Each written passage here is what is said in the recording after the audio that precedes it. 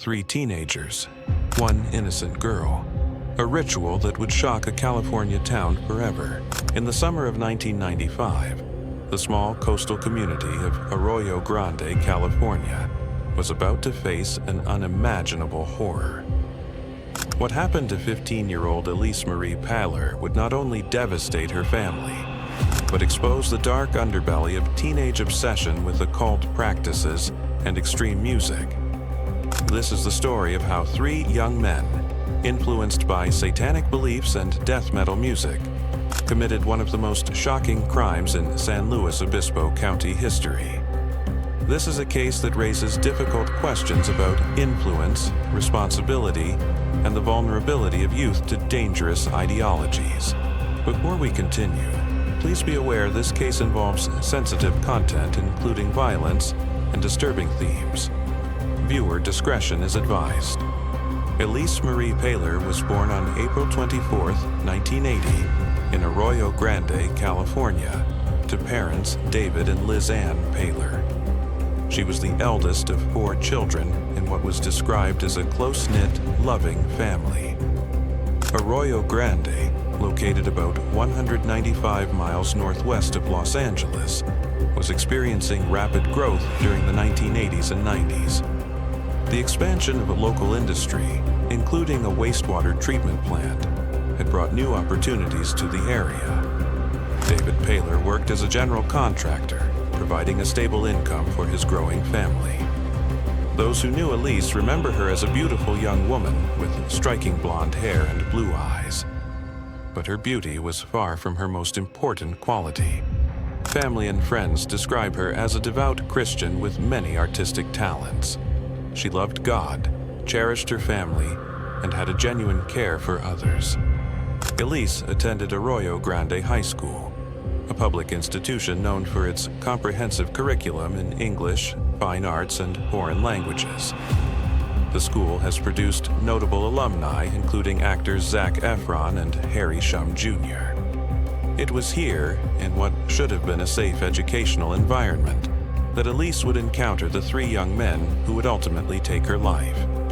What Elise didn't know was that among her schoolmates were individuals harboring dark obsessions that would soon converge into a deadly plot. The 3 individuals who would forever change the Paler family's life were Joseph Fiorella, aged 14, Jacob DeLashmutt, aged 16, and Royce Casey, also 16. Elise knew Joseph and Jacob from school. They rode the same bus to and from Arroyo Grande High. Royce attended a nearby continuation school, an alternative educational setting for students at risk of not graduating on time. To the outside world, these might have seemed like typical teenagers dealing with the usual challenges of adolescence. But beneath the surface, something far more sinister was developing. The youngest of the group, 14-year-old Joseph Fiorella, was paradoxically the leader when it came to their occult interests. Joseph had become fascinated with Satanism and began researching extensively on the subject. He collected books about the occult and studied the works of figures like Aleister Crowley, the English occultist who had been labeled the wickedest man in the world by the popular press of his time. When Joseph introduced these concepts to Jacob and Royce, he found willing participants. The 3 boys began to bond over their shared fascination with occult practices. They would communicate with other Satanists and even engaged in disturbing activities like breaking into graveyards and robbing the dead. But their interests weren't limited to the occult. All 3 shared a passion for heavy music, particularly death metal. This genre, characterized by aggressive instrumentation and often explicit lyrics about violence, murder, and occult practices, became a central part of their identity. The boys formed their own band, which they called Hatred. They modeled themselves after popular death metal groups, particularly Slayer, an American thrash metal band that had been active since 1981. Slayer's lyrics and album artwork frequently featured controversial topics, including serial killers, murder, torture, and Satanism. What's particularly troubling is how these influences seem to reinforce each other. The occult interests fed into their music, and the music seemed to validate their occult practices. For impressionable teenagers, this combination would prove to be devastating. To understand how this tragedy occurred, we need to examine the environment these young people were growing up in. San Luis Obispo County in the 1980s and 90s was undergoing significant changes.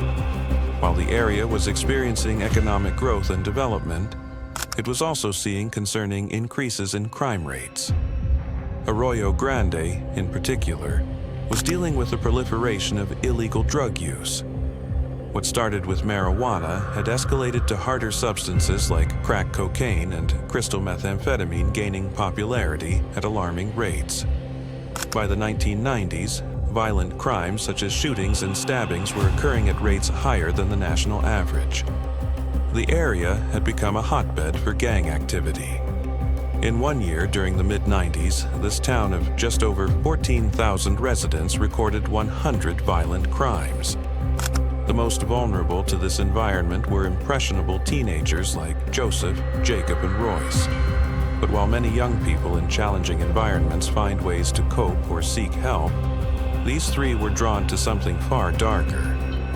Their involvement with drugs became intertwined with their occult practices and musical interests.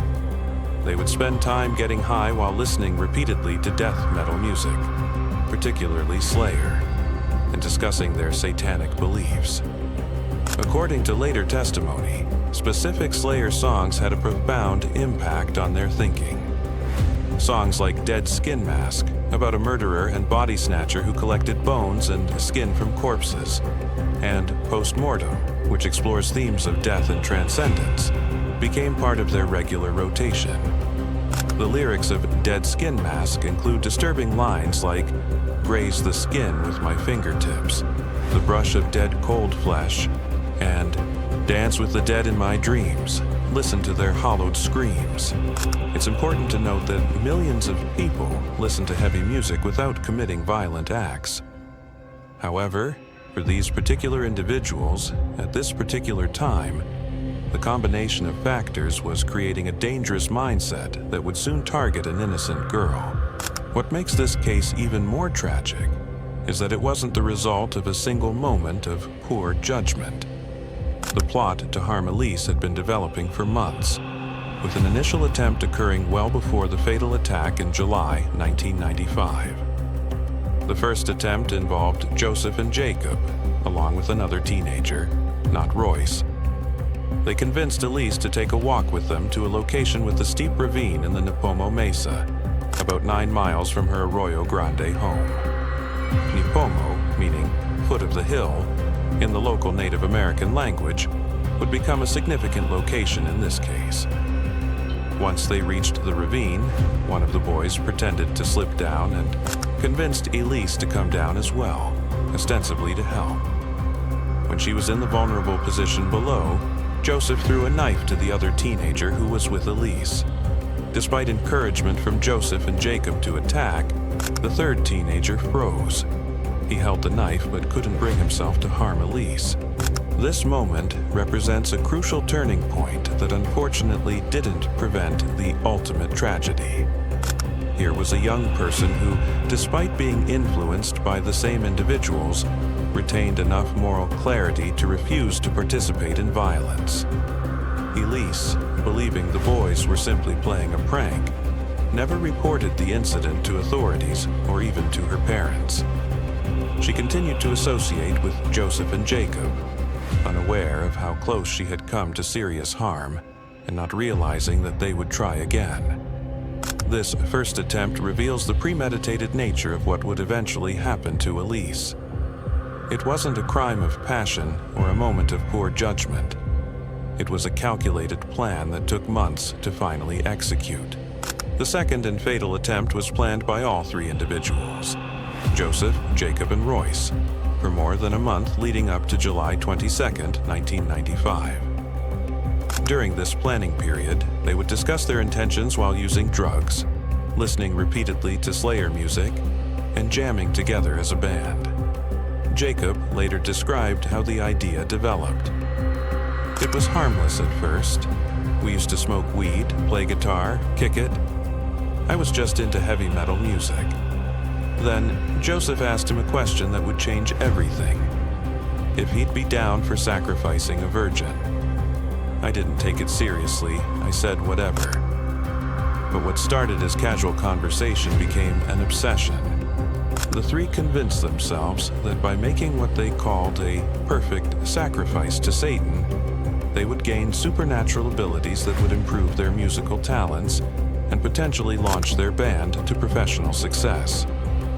According to later police interviews, they believed that taking the life of a virgin would be the ultimate sin against God, ensuring their allegiance to Satan while gaining what Royce described as more craziness or nuts that would make them play harder, play faster.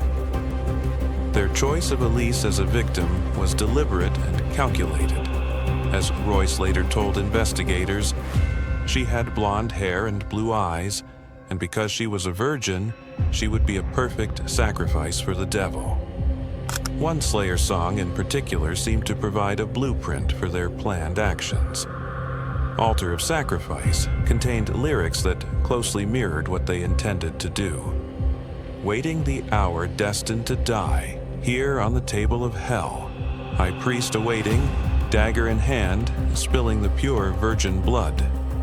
What's particularly disturbing is how these young men convinced themselves that committing murder would somehow benefit them. They had become so disconnected from reality and basic human morality that they viewed an innocent person's life as expendable for their perceived gain.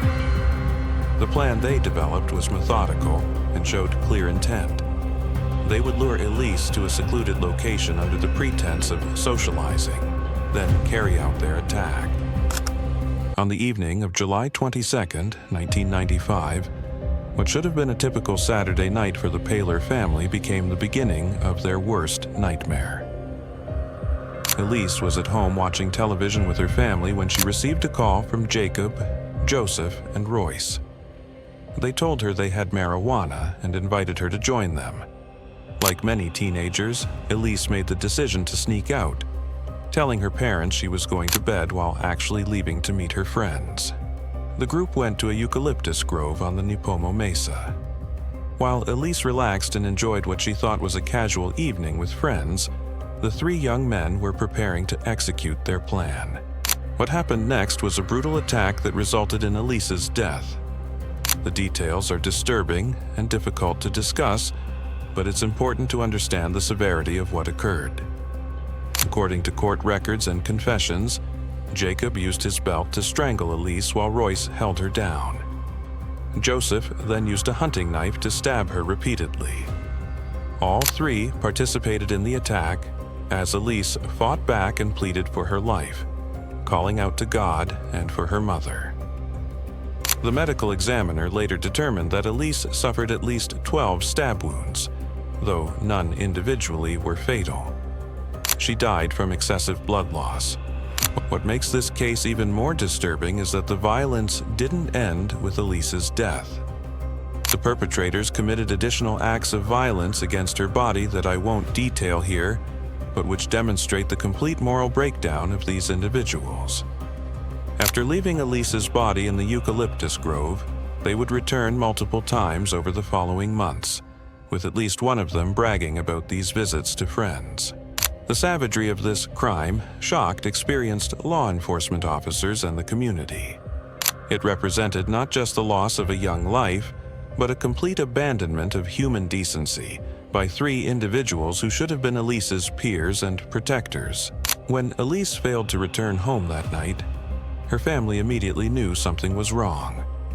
This wasn't typical behavior for their daughter, who, despite her decision to sneak out that evening, was generally responsible and communicative with her parents. David and Liz Ann Paler, along with extended family and friends, launched an intensive search effort. They contacted police, distributed flyers, and desperately sought any information about their daughter's whereabouts. For 8 agonizing months, the Paler family lived in limbo.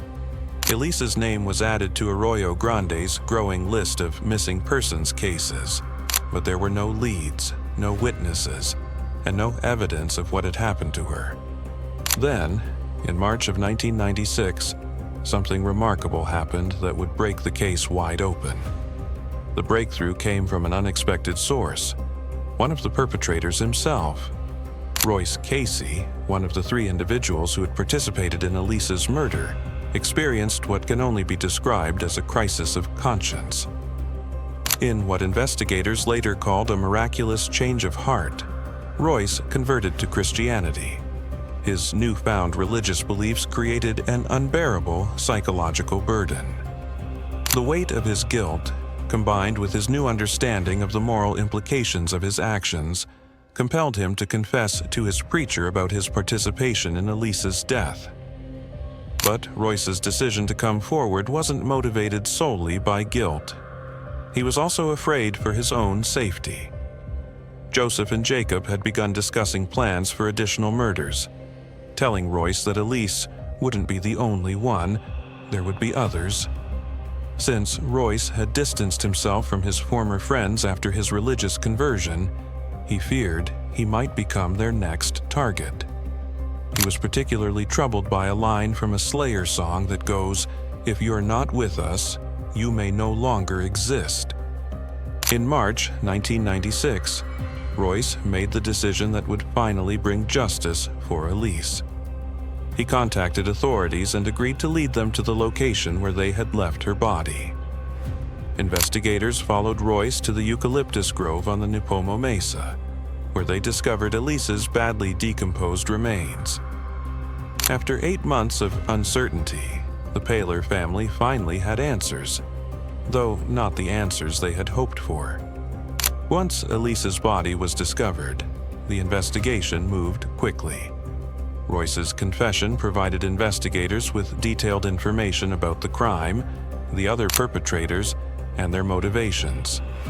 The forensic examination, conducted by a qualified pathologist, confirmed the brutal nature of the attack.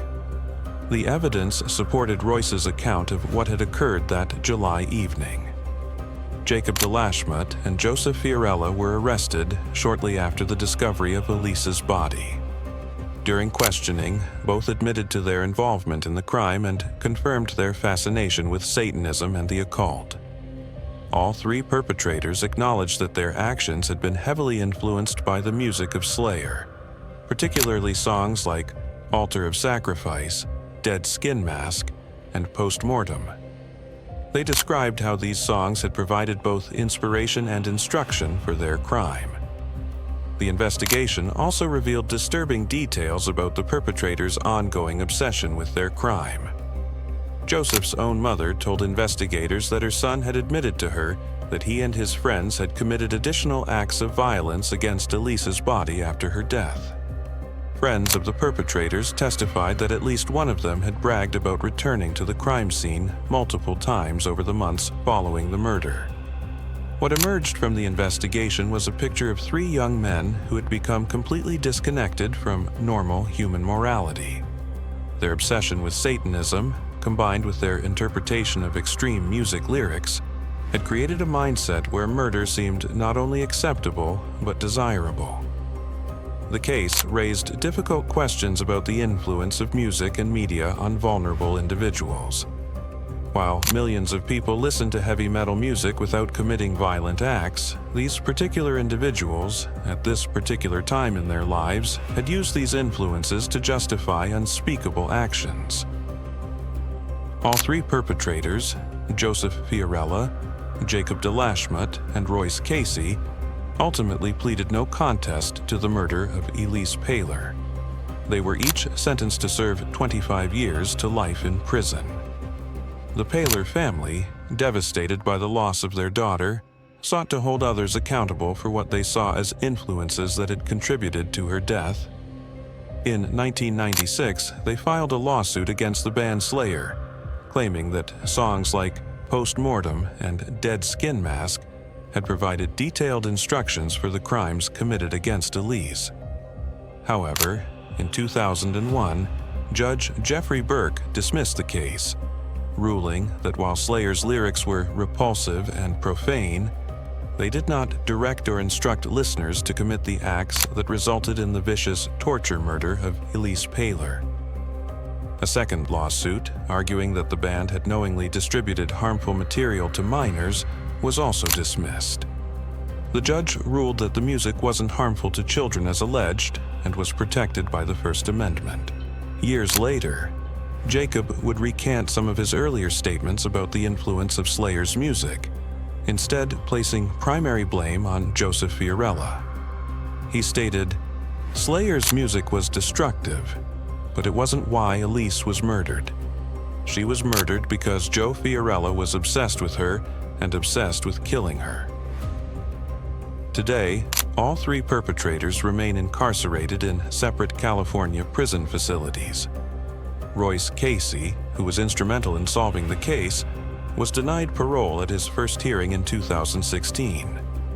Joseph Fiorella became eligible for parole in 2020, while Jacob's parole information has not been publicly disclosed. If eventually granted parole, the three men will be released when they're in their early 40s, still young enough to potentially rebuild their lives. But for the Paler family, there can be no such fresh start. As Elise's mother, Liz Ann Paler, put it, "Something is wrenched from you, a piece of your heart. That's what it feels like. The pain is so great, it's as great as any physical pain, anything you can imagine." The case of Elise Paler serves as a tragic reminder of how vulnerable young people can be to negative influences, and how the combination of substance abuse, occult obsessions, and misinterpreted media can create deadly consequences. Most importantly, it reminds us to remember Elise not as a victim, but as a beloved daughter, sister, and friend whose life had value and meaning beyond the terrible way it ended.